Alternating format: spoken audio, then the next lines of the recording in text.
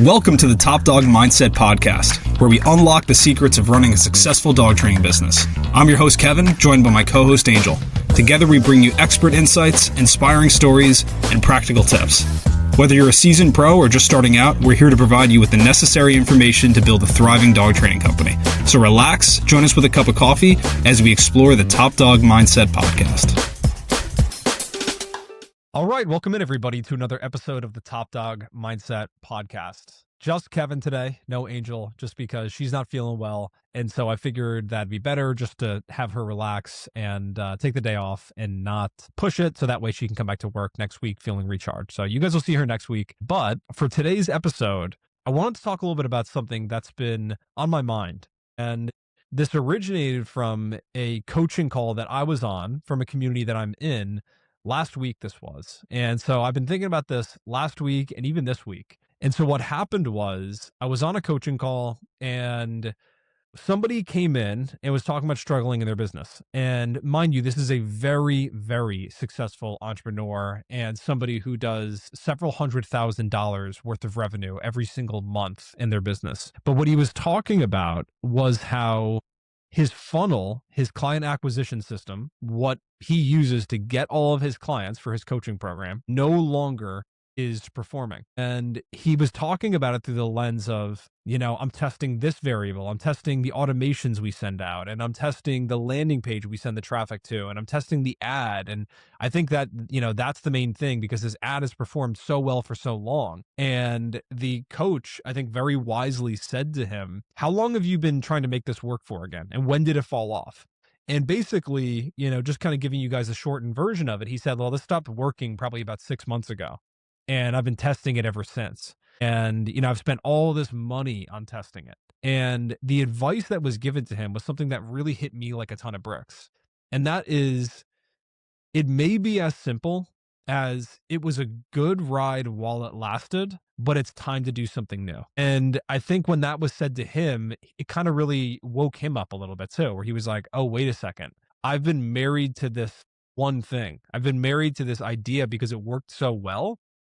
And when it stopped working, I'd convinced myself that if I just change this, if I just wait it out, it'll start working again. And I think that's more so what it is he was thinking if I just wait, maybe it's the season, maybe it's the economy. And if I just wait it out, then all of a sudden it'll self-correct and fix itself. And, there's a happy ending to this story where, seemingly he's got a much better strategy in place now and that should be all resolved and stuff like that. But the point is, a lot of us do this where we get so married to one idea and one way of doing things. And when it stops working, it's terrifying, frankly. And so what happens is you just try and force the issue and you're trying to force a square peg in a round hole over and over and over, and it just doesn't fit.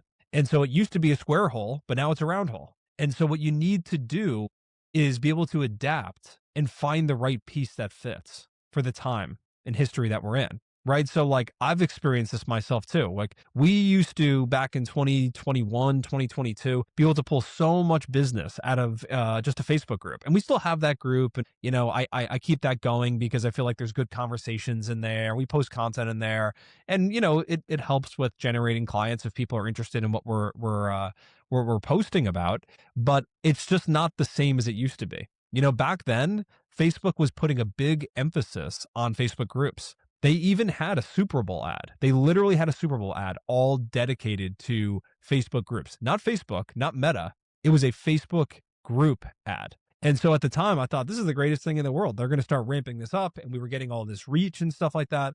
But now, depending on the post we put up in there, it can just be total crickets. And so for a time for me, I was thinking to myself oh man, this is a little bit intimidating, this is how we went about getting business for so long and connecting with our clients, but it's just not doing the same thing. Now, that's just the deal when it comes to being an entrepreneur, is you need to be able to reinvent yourself. And frankly, it can be kind of terrifying, and for dog trainers, we hear this all the time where it's I used to not have to market. I used to just get all these referrals and people would just post about me in groups, or I would spend $5 a day boosting it out on social media. Or I used to be able to just run Google ads and spend $200 a month, or, Bark. I even have people that were getting business off of posting on Facebook Marketplace, and now they're cracking down on that. So now they're looking for a new way to get business. And there's a lot of people who will just try and like wait it out. And listen, sometimes that can be the case. Like we even see this with ad accounts. Like there's certainly times of the year or like big global events that happen that can disrupt the performance of an ad account. Christmas is a really good example of that.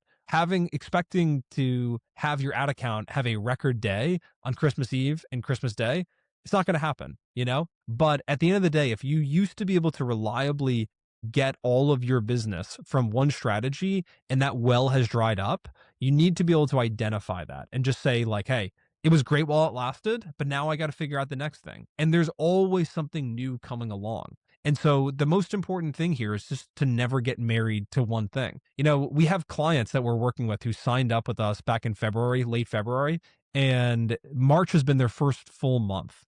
And they used to do all of their acquisition off of Bark. And they had a great relationship. I think have a great relationship with even the people who founded Bark, right? And Bark used to do really well for them. But they were stuck, if I'm getting the numbers correctly, you know, maybe about like 30, 40 grand a month, some months, some months, not even that, depending on the month.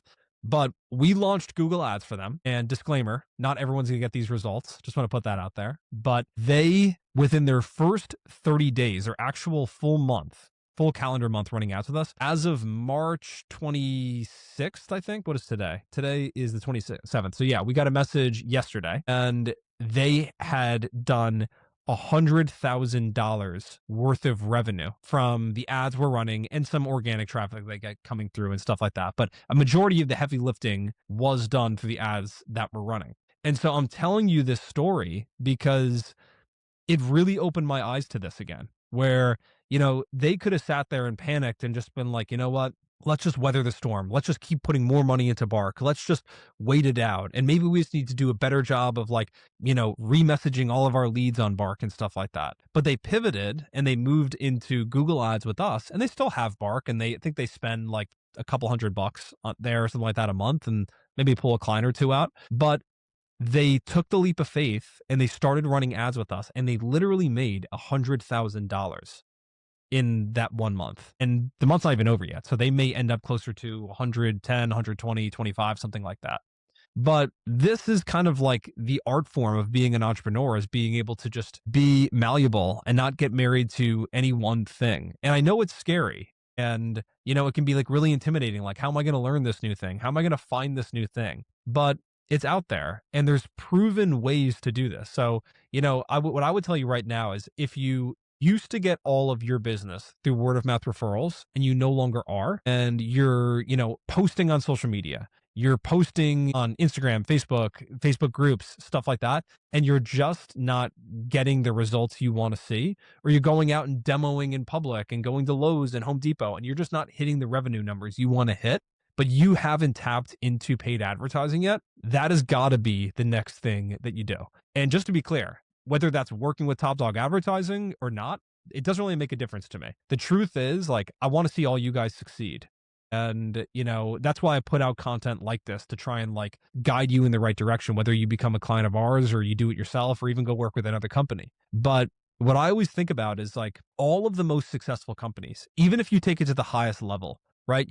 You look at companies like Amazon, Google, Meta, Nike, like pick any company. They run ads. They don't just sit there and like hope that like someone really liked their new Jordans that they bought and like they go and tell everybody like, look at my new shoes, you should go buy them too. It's like they run ads to promote this stuff. And, you know, this is the same with dog trainers as well. Any of the biggest dog training companies in the United States, they're all running ads. You know, there's a lot of people out there that, you know, have a lot to say about even like franchises. And I'm not going to name any, but you guys know the big box retailers that are dog trainers and stuff like that. And dog training methodology, ideology, all that stuff aside. But if you're willing to look at their business model and look at how they do all this revenue and they sign up all these clients, right? They're not just doing it off of word of mouth referrals. They have paid advertising strategies. And so it's like the same thing that I always think about and have said multiple times on this. It's like, do you know how Burger King chooses where they're going to put their next franchise and location? It's wherever McDonald's already built one. And so the reason I'm saying that is because someone has already laid out the roadmap for you.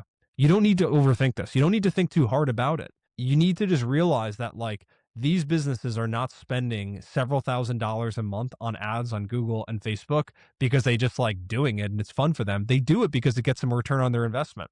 And there's not many things in life that you can spend $1,000 on and then within 30 days make $10,000 back from. These clients that I'm talking about and referencing before, it's not even like they're spending 5 grand a month on ads. I think they spent 2K and they made 100 grand.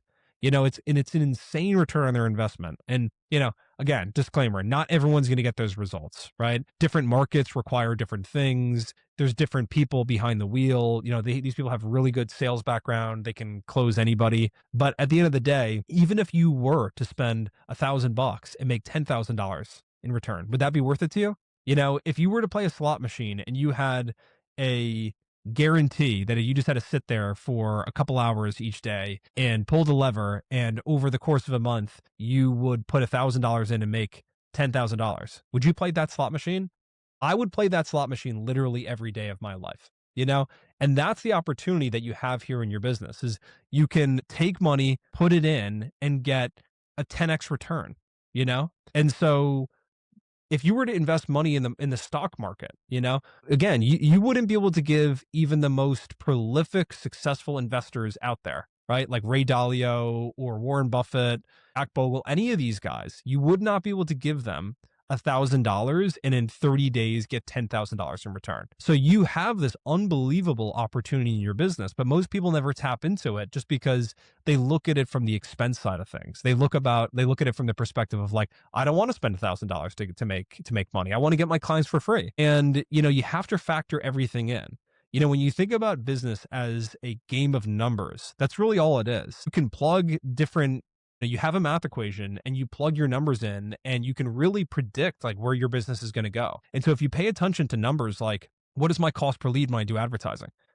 How much do I need to pay to get a lead? How many leads do I need to get in order to get a in-person evaluation scheduled? How many in-person evaluations do I need to do to make a sale? What is my average ticket sale? So if we just use some numbers here, math was never my absolute strong suit, so I apologize ahead of time if I incorrectly calculate any of this stuff. But the point is, say you're paying $25 to get a lead, right? And say that you need to get 2 leads to get a consultation booked. So you spent $50 to get a consultation, right? Say you're not that good yet at sales. You're not that confident yet. And you're only closing 33% of your leads. Well, so it took you $50 to get that consultation booked. And 1 out of every 3 consultations you do buys something from you.